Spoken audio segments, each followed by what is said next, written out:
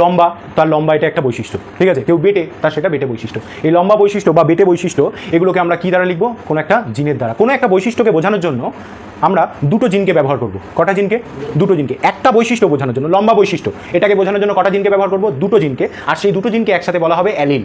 সেই দুটো জিনকে একসাথে কি বলা হবে? অ্যালিল, ঠিক আছে। তাহলে কোনো একটা বৈশিষ্ট্য, আর বৈশিষ্ট্য বলতে কি বোঝালাম?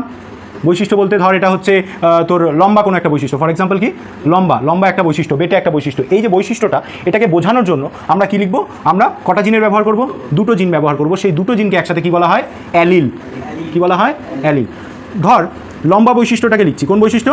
লম্বা বৈশিষ্ট্য। এই লম্বা বৈশিষ্ট্যটাকে বোঝানোর জন্য দুটো জিন ব্যবহার করা হয়। এইভাবে বুঝতে পারিস যে কোন জিন ব্যবহার করব। লেটার দিয়ে লেখা হয়, ইংলিশের লেটার। যেমন লম্বা, এর ইংলিশ হচ্ছে টল, তাই তো? তাহলে টি ইউজ করবে। কি ইউজ করবে? টি ইউজ করবে। কীরকম টি? লম্বা যদি হয় তাহলে এটাকে ক্যাপিটাল টি ইউজ করবে। এবার কটা জিন লিখতে বলেছি? এটা একটা জিন হয়ে গেল, একটা টি, আরেকটা টি।